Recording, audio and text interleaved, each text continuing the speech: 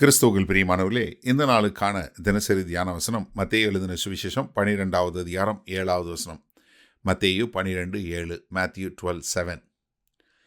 பழியை அல்ல இரக்கத்தையே விரும்புகிறேன் என்பதின் கருத்து இன்னதென்று அறிந்தீர்களானால் குற்றமில்லாதவர்களை நீங்கள் குற்றப்படுத்த மாட்டீர்கள்.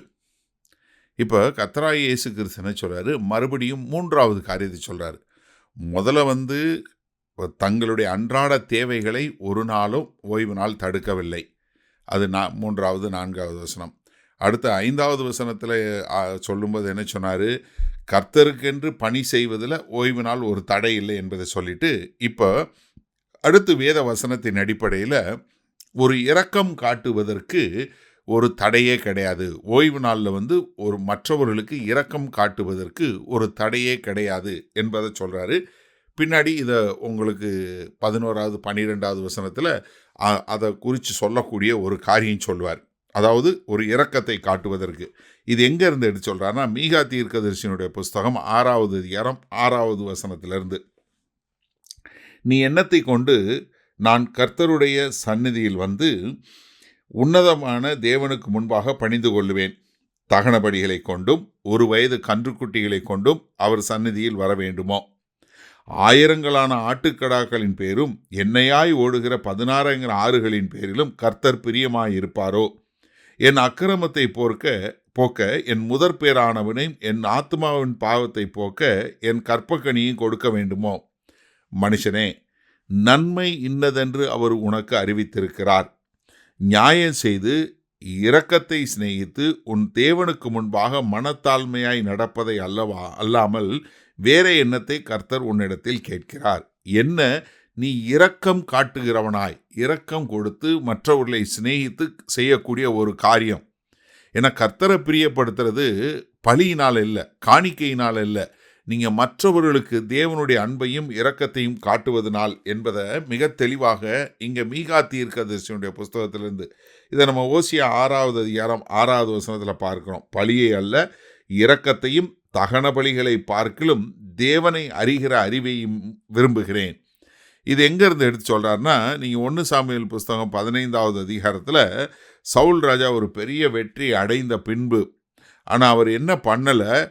கர்த்தராகிய இயேசு கிறிஸ்து தேவனாகிய கர்த்தர் சொன்னது போல அங்கே ஆகாக் என்று சொல்லக்கூடிய அந்த ராஜாவை அழிக்காமல் வைத்து விட்டு அங்கே உள்ள நல்ல பலிகள் எல்லாம் இது பண்ணாமல் நல்ல ஆடு மாடெல்லாம் சேர்த்து வைத்ததற்கு பின்பாக சாமுவேல் சொல்லும்போது என்ன சொல்கிறாரு? 1 சாமுவேல் 15:22 கர்த்தருடைய சத்தத்திற்கு கீழ்ப்படுகிறதை பார்க்கிலும் சர்வாங்க தகனங்களும் பலிகளும் கர்த்தருக்கு பிரியமாய் இருக்குமோ?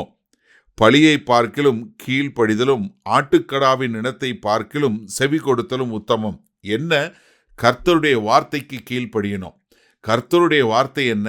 நீங்கள் இரக்கத்தை காட்டுங்க, மற்றவர்களை சிநேகிக்கக்கூடிய மக்களாக இருங்க. அதனால பழியல்ல இரக்கத்தை தான் விரும்புகிறேங்கிறத கருத்தை புரிஞ்சு கொண்டீங்கன்னா நீங்கள் குற்றம் இல்லாதவங்களாகவும் இருப்பீங்க, குற்றமும் சாட்ட மாட்டீர்கள். சரி, இந்த நாளில் இந்த வசனத்தை நம்ம எப்படி எடுத்துக்கொள்வது? அதாவது நம்ம தேவனுடைய கற்பனைகளை கை கொள்ளுகிறோம்னா தேவ சாயலாக தேவன் என்ன செய்ய விரும்புகிறாரோ அதை செய்யக்கூடிய மக்களாக இருக்கணும். அதை தான் கர்த்தர் நம்மகிட்ட எதிர்பார்க்கிறார். கர்த்தர் நம்மகிட்ட எதிர்பார்க்கறது என்ன? நம்ம ஒருத்தருக்கு ஒருத்தர் இரக்கத்தை காட்டி அன்பு காட்டக்கூடிய மக்களாக, அவர்களுக்கு தேவனை குறித்து காட்டக்கூடிய மக்களாக இருப்பதை தான் கர்த்தர் விரும்புகிறாரு.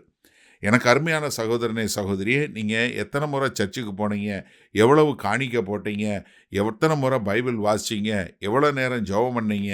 இதெல்லாம் எதில் காட்டணும்னா, நீங்கள் சரியான முறையில் சத்தியத்தை புரிந்து கொண்டு வாழ்ந்தீங்கன்னா, அந்த சத்தியத்தை புரிந்து கொண்டு வாழும்போது உங்களுடைய வாழ்க்கை இரக்க குணமுள்ள வாழ்க்கையாய், உங்களுடைய வாழ்க்கை சத்தியத்திற்கேற்ற கனிகளை கொடுக்கக்கூடிய வாழ்க்கையாய் இருக்கும். ஒரு வெறுமன ஒரு ஆடம்பரமான ஒரு கிறிஸ்தவ வாழ்க்கை அல்ல, மாறாக உங்கள் வாழ்க்கை இரக்கத்தை காட்டக்கூடியதாய். இன்றைக்கு அநேகர் தங்களுடைய சொந்த மனைவியை நேசிக்க முடியல, சொந்த கணவனை நேசிக்க முடியல, சொந்த பிள்ளைகளை நேசிக்க முடியல, சொந்த பெற்றோரை நேசிக்க முடியல. ஆனால் இவர்கள் நாங்கள் கிறிஸ்துவுக்கென்று வாழப்போகிறோம், கிறிஸ்துவுக்கென்று நாங்கள் பெரிய காரியங்களை செய்கிறோன்னு சொல்லக்கூடிய ஒரு கொடுமையான காரியத்தை நம்ம இந்த நாட்களில் பார்த்து கொண்டு இருக்கிறோம். வேத வசனம் அதை சொல்லவே இல்லை. கிறிஸ்தவம் என்பது என்ன? நீங்கள் கர்த்தருடைய அன்பை புரிந்து கொண்டு அவருடைய இரக்கத்தை ஏற்றுக்கொண்டீங்க.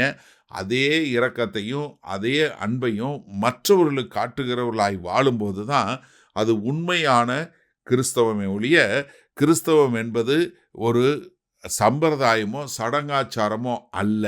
அப்போ என்ன, ஓய்வு நாள் என்பது இரக்கத்தை காட்டுவதற்கு ஒரு காலம் தடையாய் இருக்கிறதே இல்லை. மகா கிருபையும் இரக்கம் நிறைந்த எங்கள் அன்பின் தகப்பனே, இதோ ஓய்வு நாள் என்பது நாங்கள் கடைப்பிடிப்பது ஏதோ நாங்கள் ஒரு சம்பிரதாயமாக சடங்காச்சாரமாக ஆலயத்துக்கு வர வேண்டும், நாங்கள் பாட்டு பாடணும், காணிக்கை கொடுக்கணும், பைபிள் வாசிக்கணும், ஜெபம் பண்ணுங்கிறத காட்டிலும் ஆண்டவரே உம்முடைய இரக்கத்தை நாங்கள் மற்றவர்களுக்கு காட்டக்கூடியதாய், உமது அன்பை மற்றவர்களுக்கு காட்டக்கூடியதான ஒரு வாழ்க்கை வாழ எங்களை முழுமையாய் ஒப்புக் கொடுக்கிறோம். மீட்பெரும் இரட்சகருமாகிய இயேசு கிறிஸ்துவின் மூலம் பிதாவே, ஆமேன். கர்த்தர் உங்களை ஆசீர்வதிப்பாராக. நாம் இன்று மாலை மன்னால சந்திப்போம்.